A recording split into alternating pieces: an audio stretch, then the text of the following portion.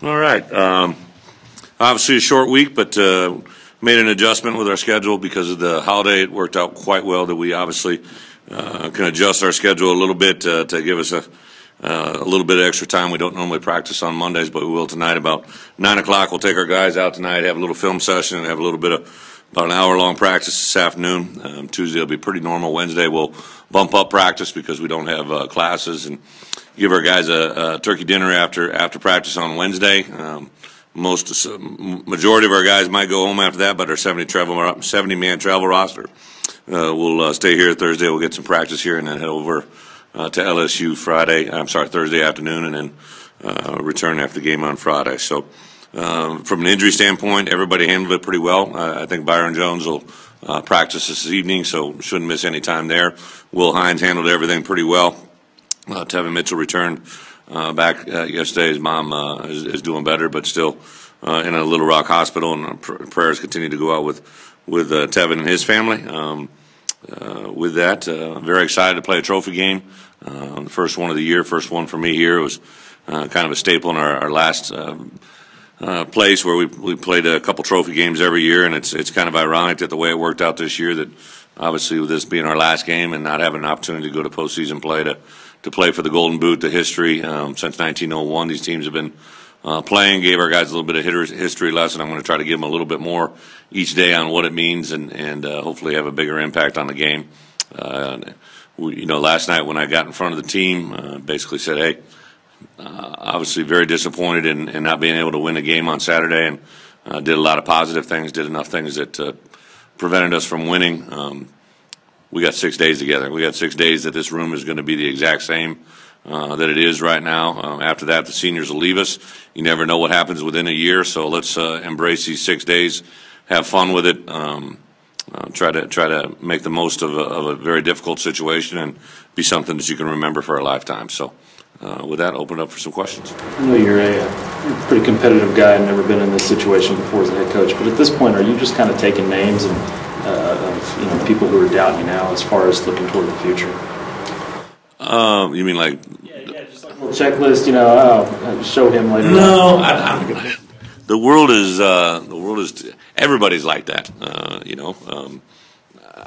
I'm not. I will play revenge factor if I feel something merits it in the future, but it's never against. I don't think any one person. It's more of just when people doubt you. I remember back. I was thinking about different scenarios, situations. Ironically, it made me think of it as because we wore gray uniforms on Saturday. So I was thinking about, I'm a traditionalist. I'd rather wear the same uniforms and look the same way every time. But it's a factor in recruiting. It made me think about, we played our first Big Ten opener against Wisconsin my last year, and we wore throwback unis. Nebraska did, we did, and we lost the game, I believe, by 3 points, and everybody's crying bloody murder, and we would have won that game if we'd been in the other uniforms, yada, yada, yada. The next time we played them, we beat them 70-12, and it was, or whatever it was. It was 8 weeks later. I knew what our team was going to do in 8 weeks, just like I know what this team is going to do over the next 6 months. And when that happens and when the worm turns, I'm going to enjoy it a great amount, but I'm not going to go over and slap somebody on the butt and say, hey, told you so. I mean, it's just not. I probably, when I was 34 years old and just started, I might have. But I'm so much more mature now at 43. It's just unbelievable. Tate tweeted or Instagram some kind of picture of Brandon Allen. Yeah. What was that about? What are your thoughts on that?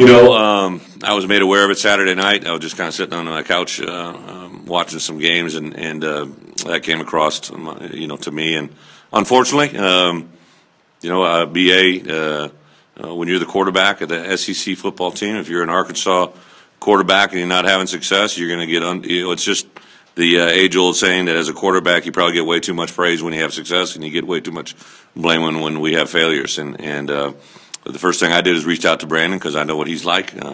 He is a quarterback, but I also know he has a mentality like a lineman. So I knew that I wanted to prevent from anything happening. So I encouraged him. Got a hold of him early Sunday morning.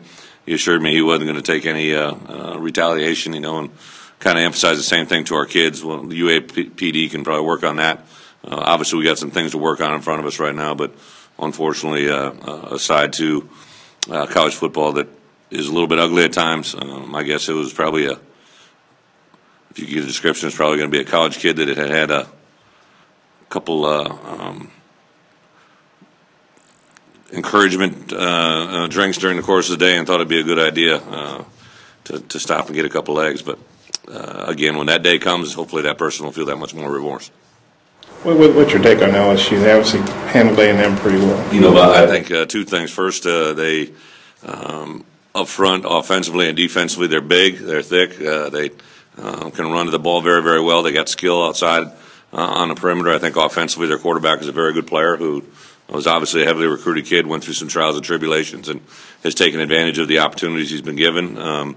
I think that they're number three is a special player, not just on offense but on special teams. So it's a tremendous challenge, one that we're going to be excited to play. It's obviously something that has been a history here at Arkansas, and I'm excited to be a part of it. It's not going to stay forward with the end of the year tradition. That's obviously something we can't control, but we will keep playing for the boot, and it's something that I'm excited about to be a part of it. Yeah, that's on plan. I assume this will be your first trip to Death Valley. Yeah, absolutely. What have you heard about that? I know you played the big house. Yeah, no. One of the most intriguing things was to come to the SEC was to be these new stadiums, or these new stadiums to me, long-standing stadiums throughout the SEC. I'm sure it'll be just like everything else. Excited to see the Tiger. I understand they place him somewhat close to our locker room, so we'll have some fun with that. Make sure that sucker's caged up the way it should be. I think our kids will embrace every moment that we can. Nothing probably better than I do spend some time during the summer Googling up wild hog fights versus tigers, and wasn't always the result that you wanted, but sometimes the little guy wins. We've seen 4 fake punts this year. We've seen the halfback pass. Do you think coming into Friday we'll see the entire kitchen sink, not giving away too much, of course, but last game, everything to play for, pride, and obviously it's a fun thing to write about. I would put hopefully as we get better at winning football games, you'll see less and less of that. It's just a point where we're at. Sometimes you got to go into an unusual well to try and get the results that you want. You've seen. I think the fake punt total was 4. Ran a field goal fake. Had several in more during the course of the year. You don't want to run them, but sometimes if you need a little mojo, that's why they come up. And hopefully we'll come to a point in time where we're so good on offense and defense that you don't have to rely to a bag of tricks or an opportunity to take something unusual unless they give it to you. Difficult to keep any emotions in check this week as you get ready for the end with this group, particularly with Swanson. For me, or you mean just with our team? Or I think that's what I really stress to our guys. Those kids, when I walk into the room, one of the things I do, I'm always the last man to enter the room. I want to make sure everybody's there, everybody was there on time, and when I walk in, they kind of sit there and wait for how I'm going to react. And one of the things I pointed out, we had a little issue with guys being on time, so I got some NFL letterhead, and it showed guys who were late in the NFL and what they were being fined, and try to drive home to the point that I can't fine you, I can't hold back your scholarship checks, but I can limit your playing time, and trying to reinforce that I'm doing that for a reason, because if you are fortunate enough to go on, you're going to be fined. If you do go get a job in the real world, as you guys know, if you show up late for work, you're going to be held accountable. I mean, if you don't write an article or whatever, things are going to happen. So trying to get them to see the big picture. And then I jumped in. I thought there were 10 things that jumped out to me that were just awesome, things I hadn't seen before that gave me a great indicator that we're moving in the right direction. And then I did, say, hey, now I could go on and on about some things that your coaches have already gone over, because I met with them after the coaches. But we've only got these 6 days. If we spend one more day being negative or thinking about what's been happening in the past, we're not going to capitalize on this opportunity. So with a shortened bye week, it allowed us to kind of maybe turn the page a little bit quicker. I'm sure, Friday when I'm speaking to the team, Thursday night, I have a tendency to get emotional with guys that I love, and I love these guys. And unfortunately, they didn't have the success that I had hoped they'd have. But I think those guys there's going to be a number of guys that play a while in the NFL, and I'd take a couple of them back in a heartbeat as coaches. I think there's some guys that could be great coaches in that group. What have you thought of how much Swanson meant to you this year, and what do you think about the fact that he's going to start his 50th straight game? It's had no idea of the blessing that was waiting for me. I think him and Kiero equally. Travis will have a higher rank. I really do truly believe Travis got invited to Senior Bowl. If he goes and performs the way that I've seen him perform in practice, he will be no less than a second-round draft pick. I'm just blown away with what he can do and how incredibly physical he is and how much stamina he holds. So that's going to be very difficult. I know it means a lot to Travis. He's had a tremendous influence on. I was thinking back. The first time we ever started Denver and Dan was the A&M game, and how much better they've gotten. I mean, Denver Kirkland played a really good game on Friday or Saturday. I mean, I don't think those kids would be as far as they were right now if they weren't playing next to someone like Swanson. So it'll be sad, but it'll also be happy because he's done it. How did the guys, Mitchell and the two running backs, respond to the discipline you gave them from last week? Jay Will not playing in the first quarter. Jay Will and Alex? Yeah. Well, first I was very excited about the way our team responded. I obviously weren't in there, but we didn't miss a beat. I thought our offensive coaches and players did an excellent job of getting that group. We put points on the board. Obviously would have loved to have a lot more, but I don't think anything could be held because we didn't have a running back. I thought Cody did a great job of straining and competing, to be quite honest. At the end of the game there, I'm not too sure I wouldn't have had Cody Moore after Sprint got the ball down there inside the red zone. I'm not sure I wouldn't have put the ball in Cody's hands, but I get it. And it's a great learning curve. I think Jay Will and Alex, I had a great conversation with them on Friday before we left about why it happened, what we needed to do, and their responses were great. They were excited to get back in the ball game, and my guess is we won't have anything like that out of them for a long time. When you took over Wisconsin, you guys were kind of already up there in the Big Ten standings. Do you see the need here that there's going to have to be a cycling up period, maybe more than you expected? I think the two jobs are similar in the fact that I'm the head coach of a BCS school, but the situations that I walked into are completely different. Again, I think the one part that cannot be, and this just comes from a head coaching perspective, the advantage I had there was I had been in the program for 2.5 years, and I saw all of the landmines, not just within our team, not just in the roster, but in the things that you've got to do on a daily basis to do what we needed to do. So that's dramatically different. At Wisconsin, we went 12-1, but then we went 9-3 and down to 7-6.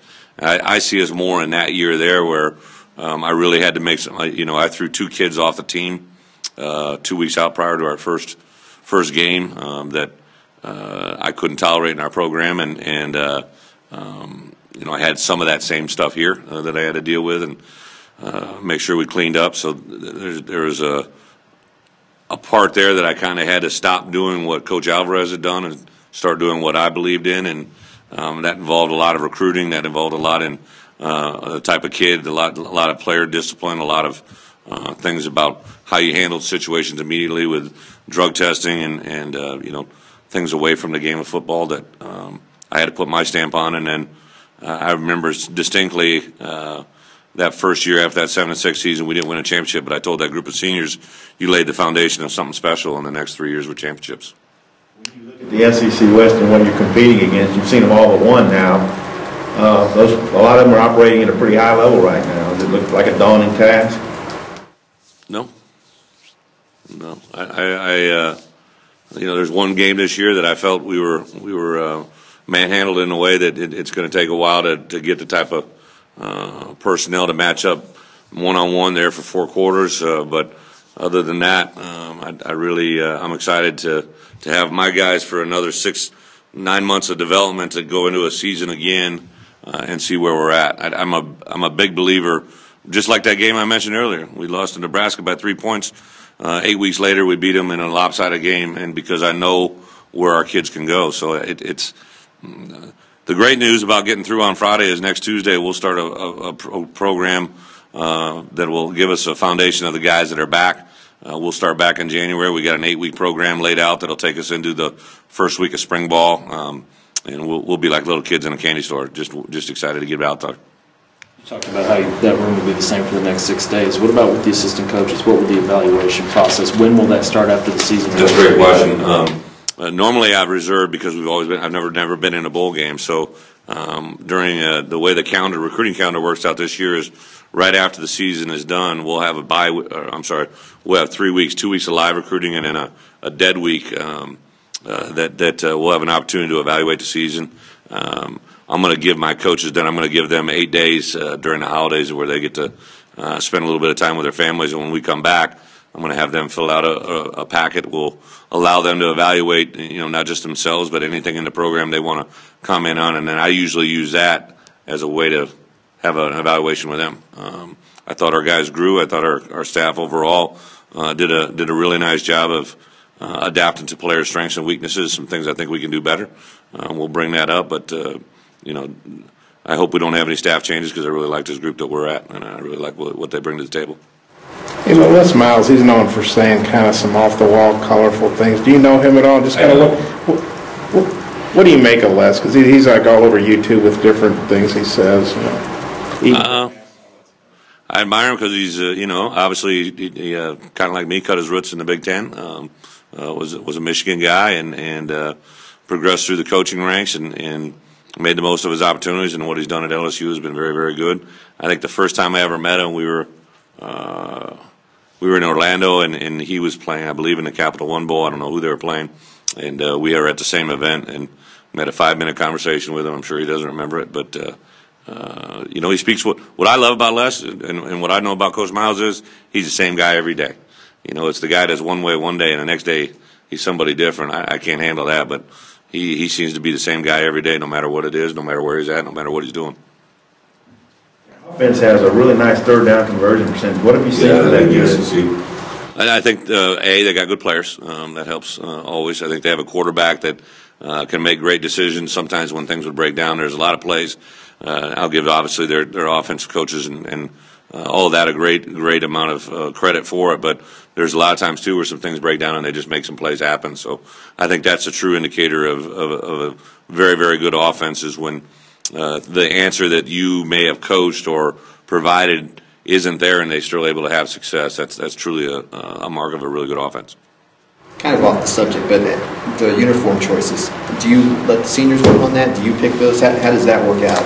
It's kind of an evolving process. Before I got here, all the jerseys and all the only thing I put in there were black socks.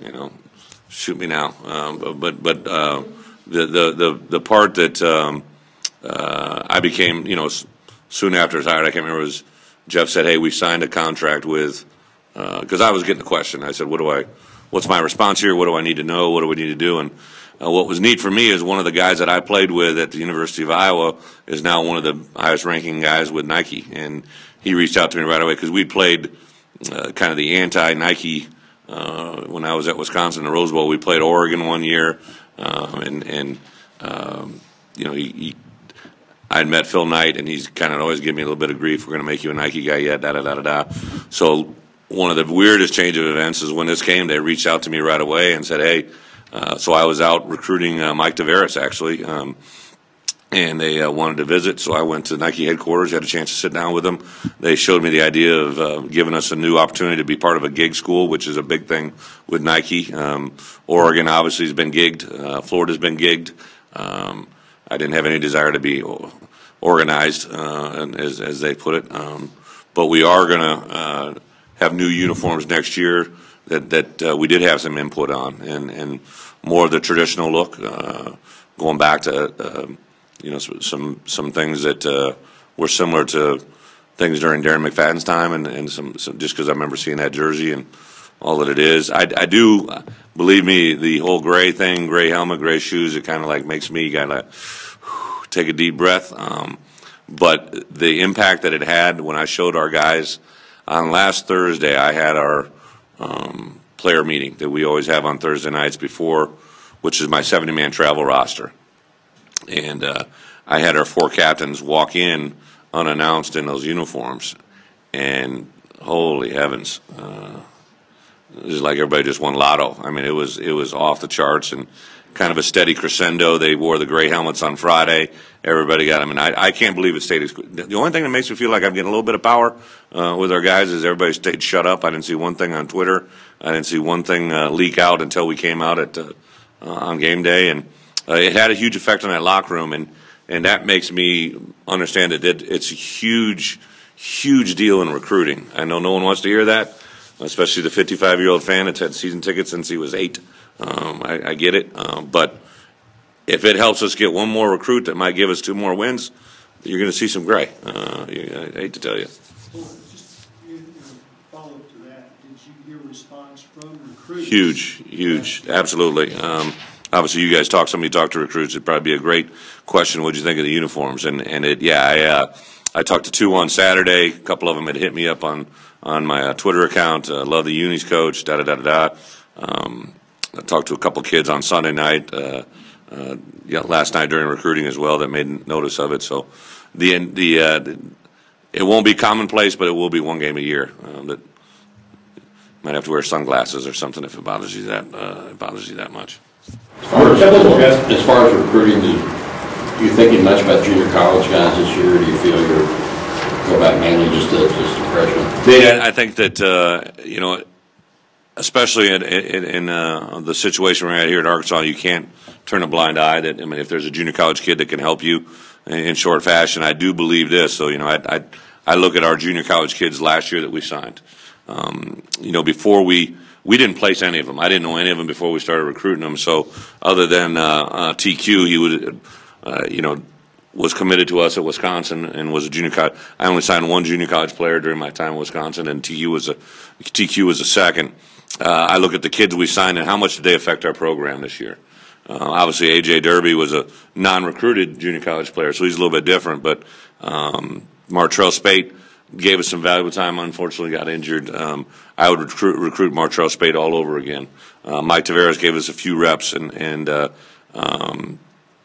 at the linebacker spot where we really needed help. But I didn't see the benefit of it. The most impactful linebacker right now has been Martrell and Brooks Ellis, so there's a 50-50 flip. I think John McClure is going to be a guy that gives us added depth at O-line, but I don't see him pushing himself into the starting lineup as we speak right now, just where we sit. Carol Washington started a couple games for us at corner. So there's been value to the guys that we've signed. What I see being a bigger asset is kids that we maybe can't get in because they're non-qualifiers now, but we place them at a junior college, and 2 years from now, because we know them, we place them, we bring them back into the program, which a lot of schools are doing. I think the thing that's intriguing to me is this week we're playing a quarterback who was signed by another SEC school. Last week or a couple weeks ago when we played Auburn, played a quarterback that was at another SEC. That's the part that's intriguing to me, because there's a number of kids that are out there that have been either removed from an SEC program, found their way out of it, and now would love to come back into it. That's the part that's probably more intriguing to me than anything. Good.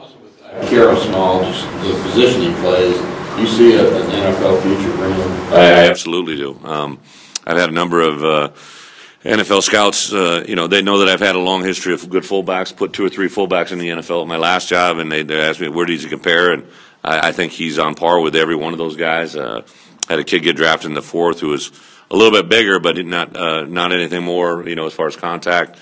There's only a set number of teams that run the fullback position truly anymore in the NFL, but if they have one, they're gonna use it. I wouldn't be surprised if he gets drafted, to be quite honest, by a 5th, 6th, 7th round team that really truly likes him and has an immediate need for a fullback. How did you? We got 2. You're good. Just there's been a lot of talk of quarterback play in the last month when you played 2 new guys. How did those guys grade out? And what you cornerback, yes, sir. Well, I think 2 things. First, like I said, and Tevin Mitchell is a kid that took a lot of blame, and obviously there's some plays I'm sure he would volunteer and say that he wanted to come back. He had practiced extremely well for 2 weeks, and then I'm going to say they have the good fortune of, we were in Little Rock and his mom was there when she had her stroke, so to have the blessing of him being right there that he could go and be with his family was amazing. The downfall was he didn't get a chance to play and redeem himself. So I would be very shocked if he doesn't play well this week or in the very near future when we come back in the spring. I think Tevin's got all the tools that you could ask for. Will Hines as well. They're both very long, very athletic. I think DJ Dean is going to be a very, very good football player here. He's a true freshman that stepped right in the role, didn't play with anything but tenacity and a little bit of aggressiveness on Saturday. So I'm excited to watch him. Carol Washington needs to get bigger. Jared Collins made a great play over there on the sidelines with a pick, getting his feet down in the catch. So he's, the thing that he needs to do is just grow. He just needs to physically grow. Need to sprinkle some fertilizer on him daily and turn him into about 10 to 15 pounds more of him, and he'll be better off. And of course, we'll sign some corners. Probably right now on our recruiting board, in my opinion, the top 5 corners that we got are probably 4 of the 5 best ones I've ever been able to get my hands on or recruit with some good passion. So excited about that. Coach, you were talking about players adapting to what you're trying to do. Through the course of this season, going into the offseason, do you feel like you as a coach and maybe your coordinators have to adapt and not changing your philosophy, but maybe changing some of the things you were able to do at Wisconsin? Now that you're in the SEC, you're kind of forced to maybe change as far as recruiting or some philosophies or some things that you do. Well, first off,